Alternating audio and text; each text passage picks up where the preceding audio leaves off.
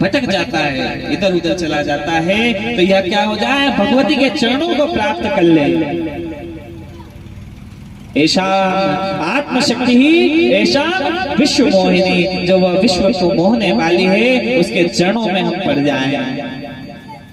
अब तक हमने कौन सी भागवत जी की कथाओं को हमने पहले सुना था।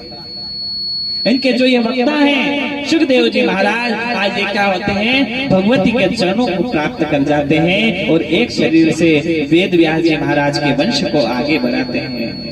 अन्यथा आप विचार करो, अन्यथा ये तो वेद व्यास जी महाराज बिल्कुल आगे बढ़ी बात हो गई। अब व्यास तो आज भी है, ये खत्म हो गया कि कैसा व्यास ब्राह्मण वंशे कोणी है के वे सब इन्हीं भगवान सुखदेव जी व पिवरी से उत्पन्न जो 4 बालक हुए, कौन से, कृष्ण, गौरव, भूरी और वेद श्रुत, और एक कन्या कीर्ति हुई। इन्हीं से उनका कुल आगे की तरफ बढ़ा। शौनकादिक 88,000 ऋषिगण पूछने लगे कि भगवान यह व्यास जी को कैसे प्राप्त हुआ, यह आप मुझे बताइए। तब व्यास जी महाराज कहते हैं कि यह व्यास जी को नारद जी महाराज ने सुनाई थी, और नारद जी महाराज को भगवान ब्रह्मा जी ने, और ब्रह्मा जी को भगवान नारायण ने सुनाई थी कि महाराज ऐसा कैसे हुआ। ऐसा कब हुआ जब ब्रह्मा जी ने नारद जी को कथा सुना दी और भगवान नारायण ने ब्रह्मा जी को सुनाई। ये तो आप बड़े ही अचंभित बात बता रहे हैं, इसके बारे में हम सुनना चाहते हैं। भगवान कार्तिकेय जी अगस्त जी महाराज के सामने जब यह वृत्तांत बताते हैं, तो अगस्त जी महाराज बारंबार हर्षित होते हैं कि भगवती की एक और लीलामय कथा को हमें सुनने को मिलेगा। मानो उन्हें पता हो कि इसका भाग तो मैं भी रहा हूं। एक समय की बात है,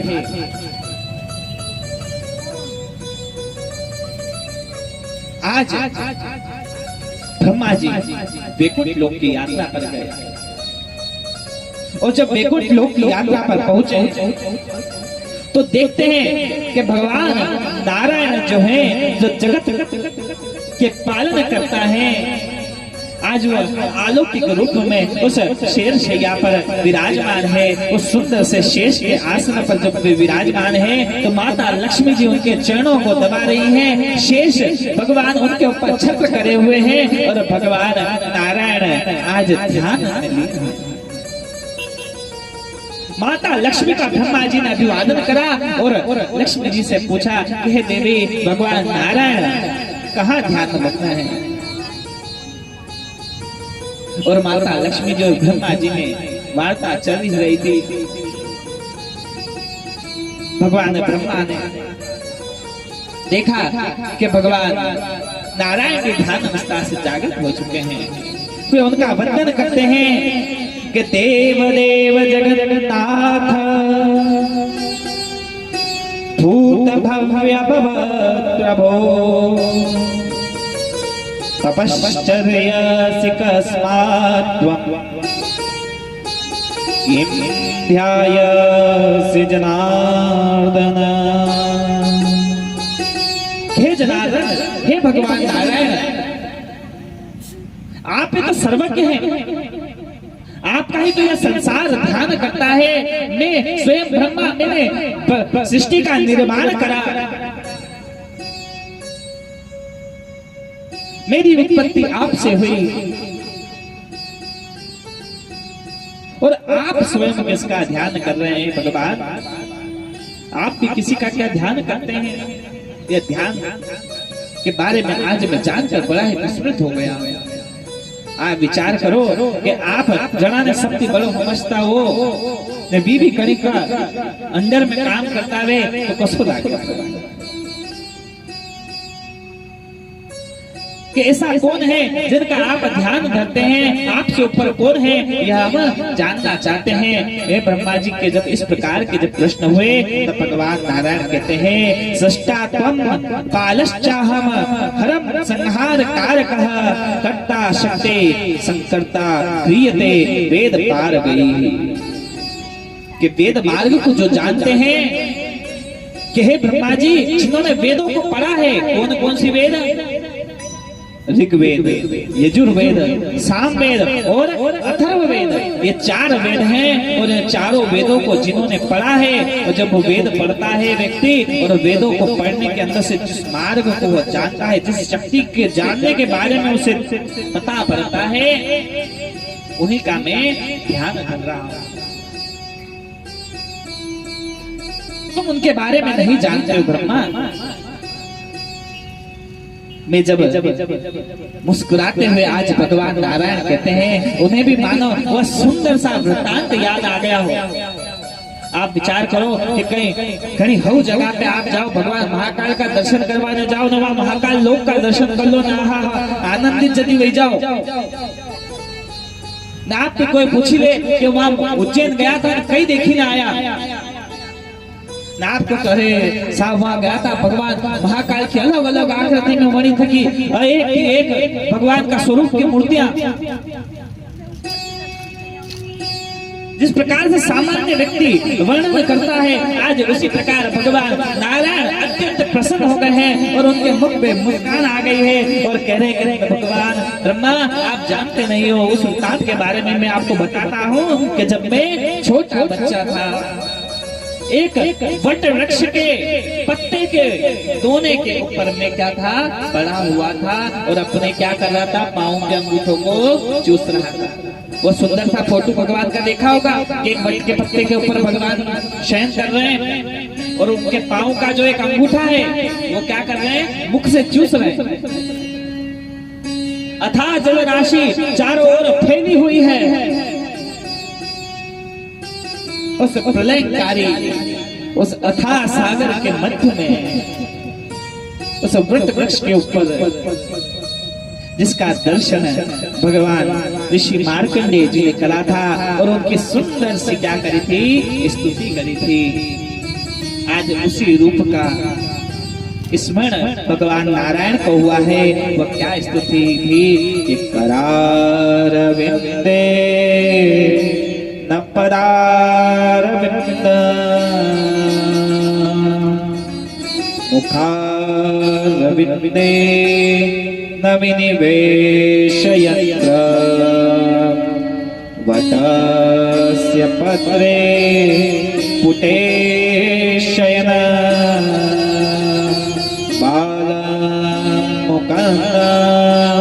मनसा स्मरामि।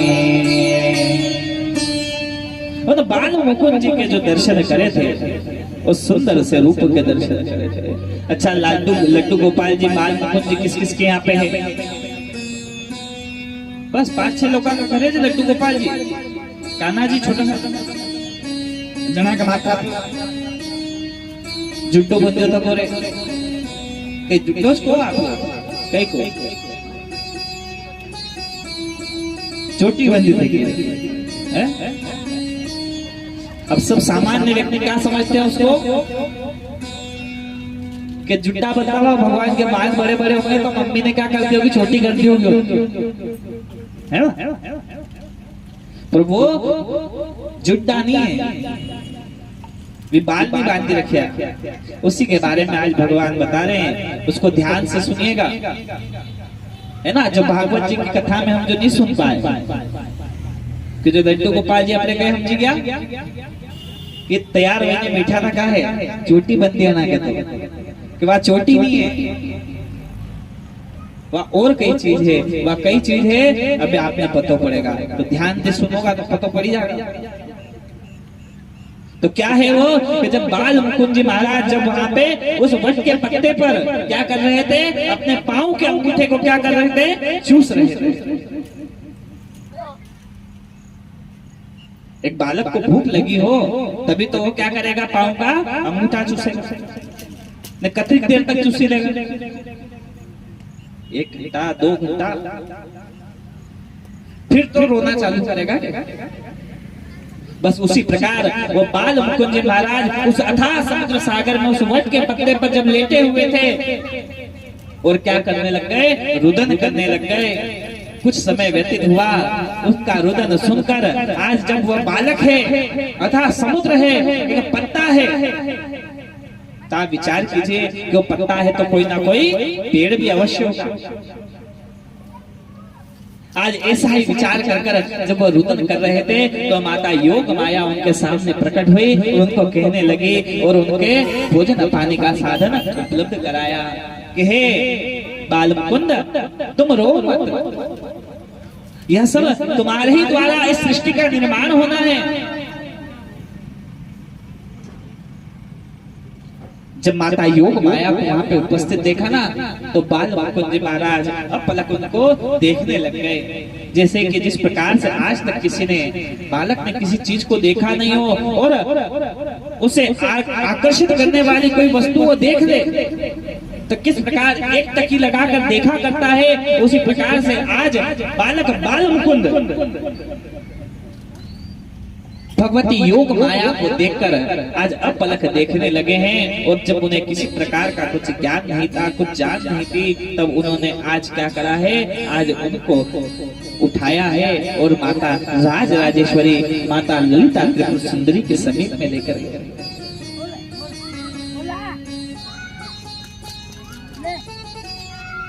उन्हीं बाल मुकुंद जी महाराज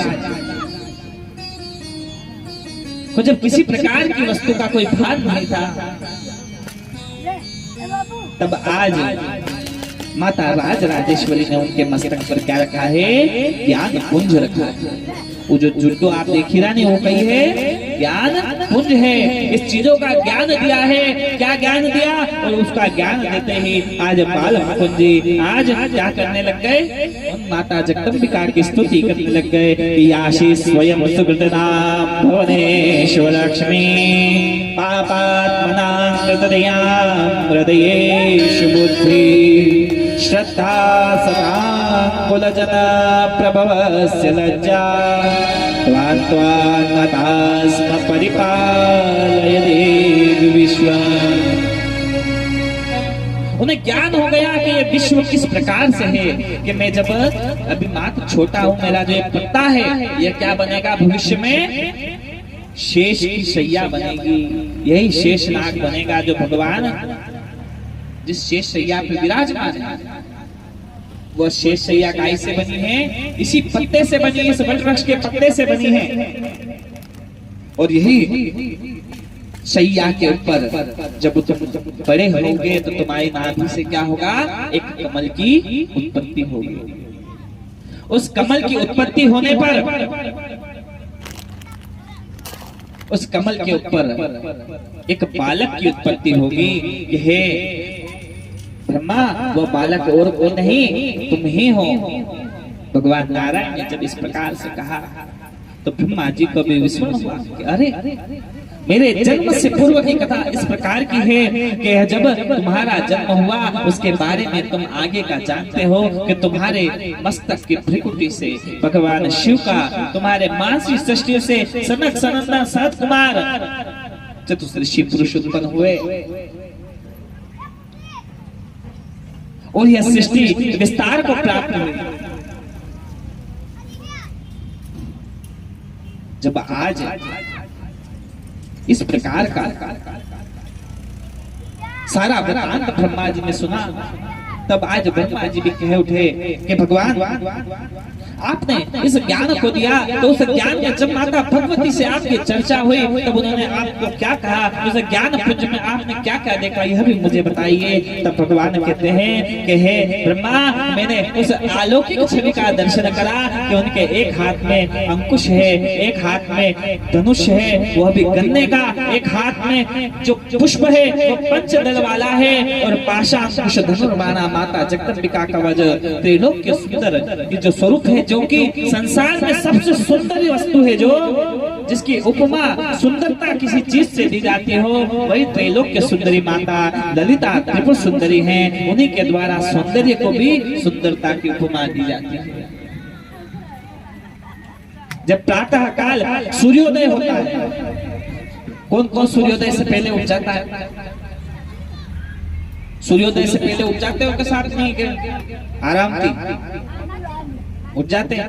कभी तो उठा रहेगा जीवन काल में, एक आध दान ही सही उठा गया, तो एक दान भी कभी उठा रहेगा तो आसमान का तरफ नजर कभी गई वे तो देखियो वे कि सूर्य उदय होने से पहले एक क्या होती है, हल्की सी लालिमा छाई होती है। यह जो लालिमा का जो कलर है, वो जो ललिता है, वही माता जगदम्बिका का स्वरूप कहा गया है।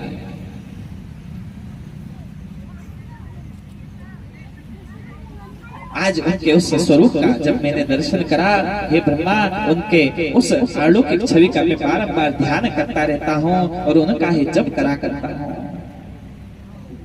जब इस प्रकार से जब उन्होंने सुना तो ब्रह्मा जी महाराज भी गदगद हो गए और वह भी माता भगवती के चरणों में मस्तक नमान लग गए कि याशी स्वयं सुकृतना भवनेश्व लक्ष्मी पापात्मनाकृतदया प्रलयेषु बुद्धि श्रद्धा सता कुलजन प्रभवस्य लज्जा त्वां प्राणतस्म परिपालय देवि विश्वम्। और आपने भागवत जी की जो कथा सुनी है ना, अंतिम दिवस की कथा में यही वृत्तांत आता है कि मार्कंडेय जी ऋषि जो रहते हैं वह इस प्रलयंकारी दर्शन को जब करते हैं अर्थात समुद्र राशि भर जाती है, उसके अंदर वे स्वयं भी चले जाते हैं और उसके अंदर उन्हें भगवान बाल मुकुंद का दर्शन होता है और वह बाल मुकुंद को देखकर जब स्तुति करते हैं तो आज उनसे प्रसन्न होकर भगवान उन्हें क्या करते हैं, आयु का वरदान देते हैं।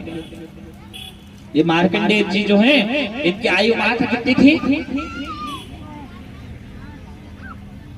5 वर्ष। और भगवान के नाम का जब इन्होंने स्मरण करा तो वह एक कल्प की हो गई। एक कल्प की कितनी, यानी कि 72 बार चतुर्युगी बीत जाएगा। तो 72 बार चतुर्युगी कब बीतती है? जब एक कल्प होता है। इसी तरह उन्होंने भगवान शंकर की, भगवान नारायण की, भगवान सूर्य की, माता जगदम्बिका की, इस प्रकार से उन्हें 5 बार 5 कल्प की आयु प्राप्त हो गई। इन्हीं बाल मुकुंद के दर्शन जब उन्होंने करे, जो आपने अब आज के पश्चात जब आप कभी भी घर पे लड्डू गोपाल जी को आप देखोगे तो अब क्या विचार आएगा कि माथा पे जो है वो कही है ज्ञान पुंज, वो जुड्डो नहीं है। कहिए भगवान ने उन्हें ज्ञान दी दो तो कि सृष्टि किस प्रकार से चलेगी, किस प्रकार से इसका पालन पोषण करना है, इस सृष्टि का निर्माण होगा, उसके बारे में जो ज्ञान दिया था वह ज्ञान पुंज उनके मस्तक पर विराजमान है। इन रहस्यों को हम जान नहीं पाते हैं। अब आज से पहले क्या वो जुड्डा छुपा हुआ था? वो ज्ञान पुंज क्या छुपा हुआ था? नहीं छुपा हुआ था, पर हमको जानकारी नहीं थी तो क्या हो गया था? चोटी बनी थी भगवान कि भगवान की क्या है, चोटी बनाई रखी माता जी है। माता यशोदा जी चोटी बनाई देगा कि बाल बिखेरी बिखेरी जाता होगा लड्डू गोपाल जी, तो वो चोटी जी ने क्या है, ज्ञान पुंज है। और यही मार्कंडेय जी आगे दुर्गा सप्तशती का विधान कहते हैं और उसी दुर्गा सप्तशती के विधान जो कि हम नवरात्रि में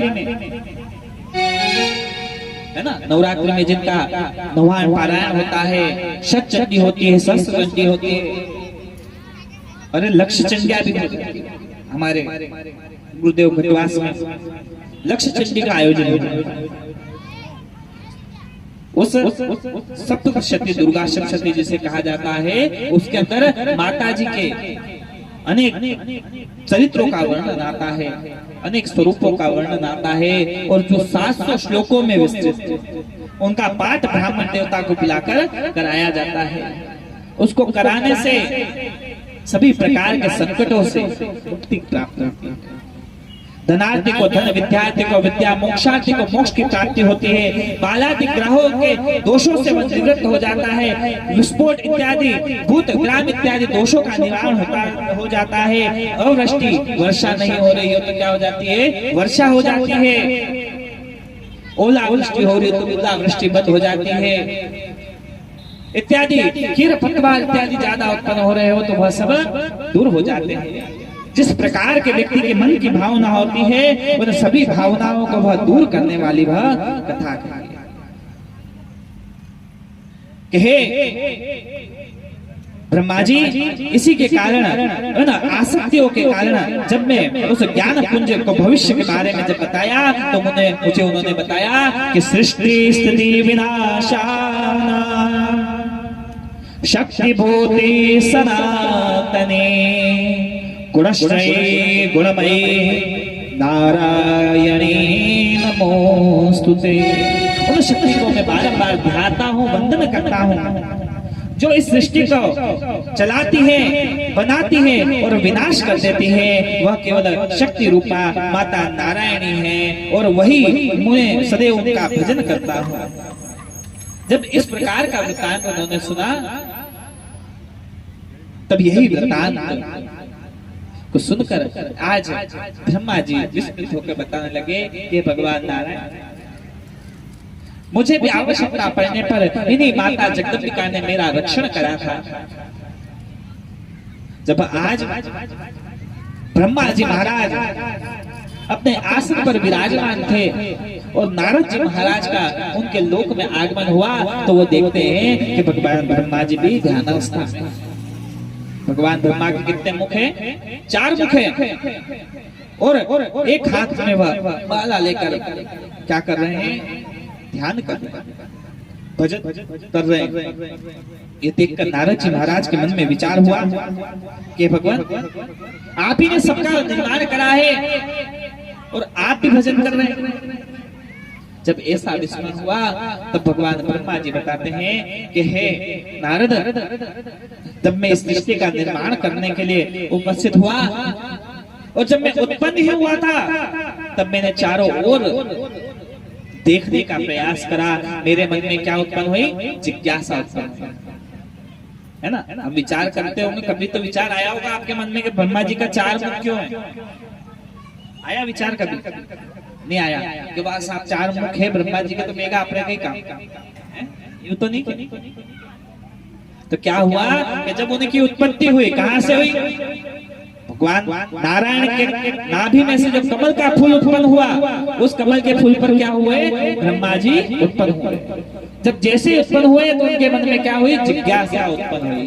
जब जिज्ञासा उत्पन्न हुई तो उन्होंने चारों दिशाओं में देखा तो 4 मुख बन गए और 5वां मुख भी था उनका, जो कहाँ पे देखा उन्होंने? आकाश मंडल की ओर देखा।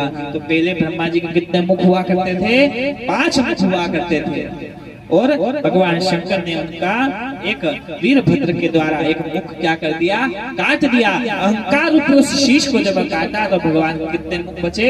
4 मुख बचे। तो ब्रह्मा जी जब सभी दिशाओं में देख रहे थे तो उन्हें कुछ दिखाई नहीं दिया, केवल क्या सुनाई दिया? कमल के नाल के ऊपर एक पत्ते पे से एक बूंद जमीन पर गिर रही थी। जब पानी के अंदर पानी की बूंद गिरे तो कैसी आवाज आती है? टप टप टप टप टप टप टप टप आवाज आती है। नीवे तो एक बर्तन भर जो घरे जाइए देख जो ये तो बारिश तो है से कहते पानी पड़ी रहे तो धामो मेल दीजिए ध्यान पे हूं जो कई आवाज आएगी। क्या आवाज आएगी? तप तप तप तप तप। तो उसी तप तप की आवाज को